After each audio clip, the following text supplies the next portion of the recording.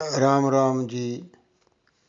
सिमरन ਧਿਆਨ ਅਤੇ ਨਾਦ ਦੇ ਉੱਪਰ ਮੈਂ ਹਿੰਦੀ ਦੇ ਵਿੱਚ 19 ਆਡੀਓ ਵੀਡੀਓ ਮੇਰੇ YouTube ਅਕਾਊਂਟ ਭਾਗ ਸਿੰਘ ਸ਼ਾਹ ਮਲੋਟ ਦੇ ਵਿੱਚ ਪੋਸਟ ਕਰ ਚੁੱਕਾ ਹਾਂ। ਅੱਜ ਇਸੇ ਵਿਸ਼ੇ ਨੂੰ ਅੱਗੇ ਵਧਾਉਂਦਿਆਂ ਹੋਇਆਂ ਮੈਂ ਅੰਮ੍ਰਿਤ ਬਾਣੀ ਦੇ ਰਚੇਤਾ ਸਵਾਮੀ ਸਤਿਆਨੰਦ ਜੀ ਮਹਾਰਾਜ ਦੁਆਰਾ ਅੰਮ੍ਰਿਤ ਬਾਣੀ ਦੇ ਵਿੱਚ ਨਾਦ ਦੇ ਬਾਰੇ ਦੇ ਵਿੱਚ ਕਹੇ ਗਏ ਸ਼ਬਦਾਂ ਦੀ ਆਪ ਜੀ ਦੇ ਨਾਲ ਚਰਚਾ ਕਰ ਰਿਹਾ ਹਾਂ। ਬੀਜਾਖਰ ਪਦ ਪਦਮ ਪ੍ਰਕਾਸ਼ੇ, ਰਾਮ ਰਾਮ ਜਪ ਦੋਸ਼ ਵਿਨਾਸ਼ੇ, ਕੁੰਡਲਨੀ ਬੋਧੇ ਸੁਸ਼ਮਨ ਨਾ ਖੋਲੇ, ਰਾਮ ਮੰਤਰ ਅੰਮ੍ਰਿਤ ਰਸ ਖੋਲੇ, ਉਪਜੇ ਨਾਦ ਸਹਿਜ ਬਹੁ ਭਾਂਤ, ਅਜਪਾ ਜਾਪ ਭੀਤਰ ਹੋ ਸ਼ਾਂਤ। ਜਿਸ ਤਰ੍ਹਾਂ ਮੈਂ ਪੰਜਾਬੀ ਦੇ ਵਿੱਚ ਆਦਿ ਸ੍ਰੀ ਗੁਰੂ ਗ੍ਰੰਥ ਸਾਹਿਬ ਜੀ ਦੀਆਂ 4 ਲਾਵਾਂ ਦੇ ਬਾਰੇ ਚਰਚਾ ਕਰ ਰਿਹਾ ਸੀ, ਉਸ ਦੇ ਵਿੱਚ ਮੈਂ ਇਹ ਇੱਕ ਗੱਲ ਕਹੀ ਸੀ ਕਿ ਗੁਰੂ ਸਾਹਿਬ ਨੇ ਇੱਕ ਲਾਈਨ ਦੇ ਵਿੱਚ ਇੱਕ ਅੱਖਰ ਦੇ ਨਾਲ ਕਈ ਭੇਦ ਜੋ ਹੈ ਨਾ ਉਹ ਸਾਨੂੰ ਪ੍ਰਗਟ ਕਰਕੇ ਦਿੱਤੇ ਹਨ ਸਮਝਣ ਵਾਸਤੇ। ਜਿਸ ਤਰ੍ਹਾਂ ਅੰਮ੍ਰਿਤ ਬਾਣੀ ਦਾ ਮੈਂ ਹੁਣ ਪ੍ਰਸੰਗ ਪੜ੍ਹਿਆ, ਬੀਜਾਖਰ ਪਦ ਪਦਮ ਪ੍ਰਕਾਸ਼ੇ, ਬੀਜਾਖਰ ਰਾਮ ਮੰਤਰ। ਪਦ ਇੱਕ ਅਵਸਥਾ ਨੂੰ ਕਹਿੰਦੇ ਹੈ, ਪਦਮ ਪ੍ਰਕਾਸ਼ੇ ਸਾਰਿਆਂ ਨਾਲੋਂ ਪਹਿਲਾਂ ਜੋ ਪ੍ਰਕਾਸ਼ ਹੈ ਉਸ ਤੋਂ ਸਾਡੇ ਸਰੀਰ ਦਾ ਸਾਰਿਆਂ ਨਾਲੋਂ ਪਹਿਲਾ ਚੱਕਰ ਹੈ, ਉਹ ਪ੍ਰਕਾਸ਼ਿਤ ਹੋਣ ਦੇ ਨਾਲ ਹੀ ਇਹ ਅੱਗੇ ਚੱਲਦਾ ਹੈ। ਅੱਜ ਕਿਉਂਕਿ ਮੇਰਾ ਵਿਸ਼ਾ ਅਨਹਦ ਨਾਦ ਨੂੰ ਲੈ ਕੇ ਚਰਚਾ ਕਰਨ ਦਾ ਹੈ, ਉਸ 'ਤੇ ਮੈਂ ਅੱਗੇ ਵਧਦੇ ਹੋਇਆ ਇਹ ਕਹਿਣਾ ਚਾਹਾਂਗਾ ਕਿ ਜਿਸ ਤਰ੍ਹਾਂ ਗੁਰਬਾਣੀ ਦੇ ਵਿੱਚ ਆਇਆ ਹੈ ਕਿ ਇਸ ਜੀਵ ਦੇ ਅੰਦਰ ਕੁਛ ਚੰਗਾ ਕਰਨ ਦੀ ਪ੍ਰਵਿਰਤੀ ਪੈਦਾ ਹੁੰਦੀ ਹੈ, ਧਰਮ ਦੀ ਪਰਿਪੱਕਤਾ ਆਉਂਦੀ ਹੈ, ਪਾਪਾਂ ਦਾ ਨਾਸ਼ ਹੁੰਦਾ ਹੈ। ਬੀਜਾਖਰ ਪਦ ਪਦਮ ਪ੍ਰਕਾਸ਼ੇ, ਰਾਮ ਰਾਮ ਜਪ ਦੋਸ਼ ਵਿਨਾਸ਼ੇ। ਜਿਸ ਤਰ੍ਹਾਂ ਗੁਰੂ ਰਾਮਦਾਸ ਮਹਾਰਾਜ ਨੇ ਕਿਹਾ ਹੈ ਕਿ ਪਾਪ ਤਜੇ ਜਾਂਦੇ ਹਨ, ਛੱਡੇ ਜਾਂਦੇ ਹਨ, ਖਤਮ ਹੋ ਜਾਂਦੇ ਹਨ, ਇਸ ਤਰ੍ਹਾਂ ਸਵਾਮੀ ਜੀ ਨੇ ਕਿਹਾ ਕਿ ਸਾਡੇ ਅੰਦਰੋਂ ਜੋ ਦੋਸ਼ ਹਨ ਉਹਨਾਂ ਦਾ ਵਿਨਾਸ਼ ਹੋ ਜਾਂਦਾ ਹੈ। ਕੁੰਡਲਨੀ ਬੋਧੇ, ਕੁੰਡਲਨੀ ਦਾ ਗਿਆਨ ਹੋ ਜਾਂਦਾ ਹੈ, ਔਰ ਸੁਖਸ਼ਮਨਾ ਉਹ ਖੁੱਲ੍ਹ ਜਾਂਦੀ ਹੈ। ਇਹ ਕੁੰਡਲਨੀ ਔਰ ਸੁਖਸ਼ਮਨਾ ਦੋਨੋਂ ਹੀ ਜੋ ਸਾਡੇ ਸਰੀਰ ਦਾ ਸਾਰਿਆਂ ਨਾਲੋਂ ਪਹਿਲਾ ਘਰ ਹੈ ਉਸ ਦੇ ਨਾਲ ਸੰਬੰਧਿਤ ਹਨ। ਉੱਥੋਂ ਇਹ ਸ਼ੁਰੂ ਹੁੰਦੇ ਹਨ। ਜਦੋਂ ਉਹ ਪ੍ਰਕਾਸ਼ਿਤ ਹੋ ਜਾਂਦਾ ਹੈ ਤਾਂ ਜੋ ਕੁੰਡਲਨੀ ਹੈ ਇਹ ਜਾਗਰਤ ਹੋਣਾ ਸ਼ੁਰੂ ਕਰ ਦਿੰਦੀ ਹੈ। ਇਸ ਦੇ ਬਾਰੇ ਮੈਂ ਪਹਿਲਾਂ 17-18 ਦੇ ਵਿੱਚ ਜ਼ਿਕਰ ਕਰ ਚੁੱਕਾ ਹਾਂ ਕਿ ਇਹ ਕਿਸ ਤਰ੍ਹਾਂ ਇਹ ਉੱਪਰ ਨੂੰ ਉੱਠਣਾ ਸ਼ੁਰੂ ਕਰਦੀ ਹੈ। ਸੂਖਸ਼ਮ ਜੋ ਹੈ, ਸੂਖਸ਼ਮ ਕਹਿੰਦੇ ਹਨ ਬਰੀਕ, ਕਹਿੰਦੇ ਹਨ ਕਿ ਇਹ ਇੱਕ ਵਾਲ ਤੋਂ ਵੀ ਘੱਟ ਬਰੀਕ ਇੱਕ ਸ਼ਕਤੀ ਦੀ ਇਹ ਤਰੰਗ ਹੈ ਜਾਂ ਅਨਾੜੀ ਹੈ। ਇਹ ਸੂਖਸ਼ਮਨ ਜੋ ਉੱਪਰ ਨੂੰ ਉੱਠਣਾ ਸ਼ੁਰੂ ਕਰਦੀ ਹੈ, ਔਰ ਇਹਦੇ ਨਾਲ ਕੁੰਡਲਨੀ ਵੀ ਆਪਣੇ ਆਪ ਚੱਲਣਾ ਸ਼ੁਰੂ ਹੋ ਜਾਂਦੀ ਹੈ। ਇਹ ਜੋ ਸੂਖਸ਼ਮ ਨਾੜੀ ਹੈ ਇਹ ਮਸਤਕ ਦੇ ਵਿੱਚ ਆ ਕੇ ਜੋ ਸਾਡੀਆਂ ਦੂਸਰੀਆਂ ਦੋ ਨਾੜੀਆਂ ਹਨ ਉਹਨਾਂ ਦੇ ਨਾਲ ਮਿਲਦੀ ਹੈ। ਔਰ ਸਾਡੇ ਮਸਤਕ 'ਤੇ ਜਿੱਥੇ ਇਸਤਰੀਆਂ ਬਿੰਦੀ ਲਗਾਇਆ ਕਰਦੀਆਂ ਹਨ ਉਸ ਜਗ੍ਹਾ 'ਤੇ ਆ ਕੇ ਇਸ ਦਾ ਦੂਸਰੀਆਂ ਦੋਨਾਂ ਦੇ ਨਾਲ ਈਲਾ ਔਰ ਪਿੰਗਲਾ ਜਿਨ੍ਹਾਂ ਨੂੰ ਕਹਿੰਦੇ ਹਨ ਉਹਨਾਂ ਦੇ ਨਾਲ ਇਹਦਾ ਮਿਲਾਪ ਹੁੰਦਾ ਹੈ। ਔਰ ਇੱਥੇ ਕਿਹਾ ਜਾਂਦਾ ਹੈ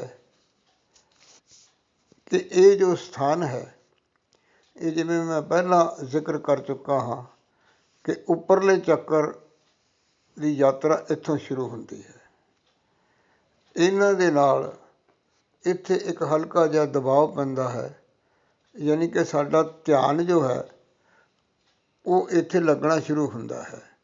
ਜਾਂ ਅਸੀਂ ਇਸ ਨੂੰ ਸਿੱਧੇ ਅਕਸ਼ਰਾਂ ਦੇ ਵਿੱਚ ਇਹ ਕਹਿ ਸਕਦੇ ਹਾਂ ਕਿ ਸਾਡੀ ਸੁਰਤੀ ਕਹਿੰਦੀ ਹੈ ਵੀ ਮੈਂ ਤਾਂ ਆਪਣੇ ਸਥਾਨ 'ਤੇ ਆ ਗਈ ਅਤੇ ਹੁਣ ਤੂੰ ਵੀ ਆ ਜਾ, ਯਾਨੀ ਆਤਮਾ ਨੂੰ ਕਹਿੰਦੀ ਹੈ ਵੀ ਤੂੰ ਵੀ ਆ ਜਾ। ਸੁਰਤੀ ਦੇ ਮਾਇਨੇ ਹੁੰਦੇ ਹਨ ਸੁਣਨਾ। ਸੁਣਨਾ ਕੀ ਹੈ? ਉਹ ਅਨਹਦ ਨਾਦ ਜੀ ਦਾ ਮੈਂ ਇਸ ਪ੍ਰਸੰਗ ਦੇ ਵਿੱਚ ਜ਼ਿਕਰ ਕਰ ਰਿਹਾ ਹਾਂ ਔਰ ਸ਼ੁਰੂ ਤੋਂ ਕਰਦਾ ਆ ਰਿਹਾ ਹਾਂ। ਰਾਮ ਮੰਤਰ ਅੰਮ੍ਰਿਤ ਰਸ ਘੋਲੇ। ਇਸ ਅੰਮ੍ਰਿਤ ਨੂੰ ਇਸ ਤਰ੍ਹਾਂ ਬਿਆਨ ਕੀਤਾ ਜਾਂਦਾ ਹੈ ਕਿ ਜਦੋਂ ਸਾਧਕ ਆਪਣੇ ਅੰਦਰ ਆਨੰਦ ਦੀ ਅਵਸਥਾ ਦੇ ਵਿੱਚ ਬੈਠਾ ਹੁੰਦਾ ਹੈ ਤਾਂ ਉਸ 'ਤੇ ਤਾਲੂ ਦੇ ਵਿੱਚੋਂ ਇੱਕ ਕਿਸਮ ਦਾ ਇੱਕ ਪ੍ਰਕਾਰ ਦਾ ਇੱਕ ਵਿਸ਼ੇਸ਼ ਤਰਲ ਪਦਾਰਥ ਰਸ ਦੇ ਰੂਪ ਦੇ ਵਿੱਚ ਉਸ ਦੇ ਗਲੇ ਦੇ ਵਿੱਚ ਡਿੱਗਦਾ ਹੈ। ਅੰਮ੍ਰਿਤ ਰਸ। ਅੰਮ੍ਰਿਤ ਉਸ ਨੂੰ ਕਿਹਾ ਜਾਂਦਾ ਹੈ ਕਿ ਜਿਸ ਦੇ ਵਿੱਚ ਬਾਣੀ ਦਾ ਪ੍ਰਭਾਵ ਹੁੰਦਾ ਹੈ। ਬਾਣੀ ਪੜ੍ਹ ਕੇ ਜੋ ਬਣਾਇਆ ਜਾਂਦਾ ਹੈ, ਜਿਸ ਤਰ੍ਹਾਂ ਗੁਰੂ ਗੋਬਿੰਦ ਸਿੰਘ ਮਹਾਰਾਜ ਨੇ ਬਾਣੀ ਪੜ੍ਹ ਕੇ ਖੰਡੇ ਬਾਟੇ ਦਾ ਅੰਮ੍ਰਿਤ ਤਿਆਰ ਕੀਤਾ ਔਰ ਉਹ ਜੀਵ ਜਿਨ੍ਹਾਂ ਨੇ ਉਸ ਨੂੰ ਪਾਨ ਕੀਤਾ ਉਹਨਾਂ ਦੇ ਅੰਦਰ ਨਿਰਭੈਤਾ ਜੋ ਹੈ ਨਾ ਉਹ ਆ ਗਈ, ਦ੍ਰਿੜਤਾ ਆ ਗਈ, ਧਰਮ ਦੀ ਪਰਿਪੱਕਤਾ ਆ ਗਈ। ਉਪਜੇ ਨਾਦ ਸਹਿਜ ਬਹੁ ਭਾਂਤ। ਇਹ ਵਿਸ਼ੇਸ਼ ਨੁਕਤਾ ਹੈ ਕਿ ਜਦੋਂ ਬੀਜ ਮੰਤਰ ਬੀਜਾ ਅਕਸ਼ਰ ਚੱਲਦਾ ਹੈ, ਪਹਿਲਾ ਚੱਕਰ ਪ੍ਰਕਾਸ਼ਿਤ ਹੁੰਦਾ ਹੈ, ਸੁਖਸ਼ਮਨਾ ਚੱਲਦੀ ਹੈ, ਕੁੰਡਲਨੀ ਦਾ ਬੋਧ ਹੁੰਦਾ ਹੈ। ਇਹਨਾਂ ਸਾਰਿਆਂ ਦੇ ਹੋਣ ਦੇ ਨਾਲ ਸਵਤः ਹੀ ਆਪਣੇ ਆਪ ਹੀ ਜੋ ਸਾਡੇ ਅੰਦਰ ਜੋ ਸਾਡੀ ਆਤਮਾ ਹੈ ਉਹ ਉਸ ਸ਼ਬਦ ਨੂੰ ਪਕੜਦੀ ਹੈ, ਉਸ ਆਵਾਜ਼ ਨੂੰ ਪਕੜਦੀ ਹੈ, ਉਸ ਨਾਦ ਨੂੰ ਪਕੜਦੀ ਹੈ ਜਿਹੜਾ ਉਹ ਪ੍ਰਕਾਸ਼ ਰੂਪ ਪਰਮਾਤਮਾ ਤੋਂ ਸਾਡੇ ਵੱਲ ਆ ਰਿਹਾ ਹੈ, ਜੋ ਇਸ ਸਾਰੀ ਸ੍ਰਿਸ਼ਟੀ ਦੇ ਵਿੱਚ ਵਿਰਾਜਮਾਨ ਹੈ। ਸਾਡੀ ਆਤਮਾ ਜਾਗਰਤ ਹੋ ਜਾਂਦੀ ਹੈ ਤਾਂ ਉਸ ਨਾਦ ਨੂੰ ਉਹ ਪਕੜਦੀ ਹੈ ਔਰ ਉਸ ਨਾਦ ਦੇ ਪ੍ਰਗਟ ਹੋਣ ਦੀ ਨਿਸ਼ਾਨੀ ਕੀ ਹੈ? ਉਪਜੇ ਨਾਦ ਸਹਿਜ ਬਹੁ ਭਾਂਤ, ਅਜਪਾ ਜਾਪ ਭੀਤਰ ਹੋ ਸ਼ਾਂਤ। ਜਿਸ ਤਰ੍ਹਾਂ ਕਿ ਮੈਂ ਪਹਿਲੇ 1 ਨੰਬਰ ਤੋਂ ਲੈ ਕੇ 19 ਨੰਬਰ ਤੱਕ ਇਹ ਕਹਿੰਦਾ ਆ ਰਿਹਾ ਹਾਂ ਕਿ ਸਾਰਿਆਂ ਨਾਲੋਂ ਪਹਿਲਾਂ ਸਿਮਰਨ ਹੈ। ਸਿਮਰਨ ਇੱਕ ਅਵਸਥਾ 'ਤੇ ਪਹੁੰਚ ਕੇ ਆਪਣੇ ਆਪ ਹੋਣ ਲੱਗ ਪੈਂਦਾ ਹੈ, ਆਪਣੇ ਅੰਦਰੋਂ ਸੁਣਾਈ ਦੇਣ ਲੱਗ ਪੈਂਦਾ ਹੈ। ਉਸ ਨੂੰ ਅਜਪਾ ਜਾਪ ਕਹਿੰਦੇ ਹਨ। ਜਦੋਂ ਅਜਪਾ ਜਾਪ ਦੇ ਵਿੱਚ ਸਾਡਾ ਮਨ ਰਮਣ ਲੱਗ ਪੈਂਦਾ ਹੈ ਤਾਂ ਅਜਪਾ ਜਾਪ ਦੇ ਨਾਲ ਜੋ ਹੈ ਨਾ ਉਹ ਅਨਹਦ ਨਾਦ ਉਹ ਸ਼ੁਰੂ ਹੋ ਜਾਂਦਾ ਹੈ। ਉਪਜੇ ਨਾਦ ਸਹਿਜ ਬਹੁ ਭਾਂਤ। ਬਹੁ ਭਾਂਤ ਦਾ ਮਤਲਬ ਅੱਗੇ ਜਾ ਕੇ ਸਵਾਮੀ ਜੀ ਮਹਾਰਾਜ ਨੇ ਕਿਹਾ ਅੰਮ੍ਰਿਤਬਾਣੀ ਦੇ ਵਿੱਚ, ਆਂਖੇ ਮੂੰਦ ਕੇ ਸੁਣੀਏ ਸਿਤਾਰ, ਰਾਮ ਰਾਮ ਸੁਮਧੁਰ ਧਨਕਾਰ, ਇਸਮੇ ਮਨ ਕਾ ਮੇਲ ਮਿਲਾਓ, ਔਰ ਰਾਮ ਰਾਮ ਸੁਰ में ही समाओ। ਸੁਰ ਮੈਨੇ ਨਾਦ।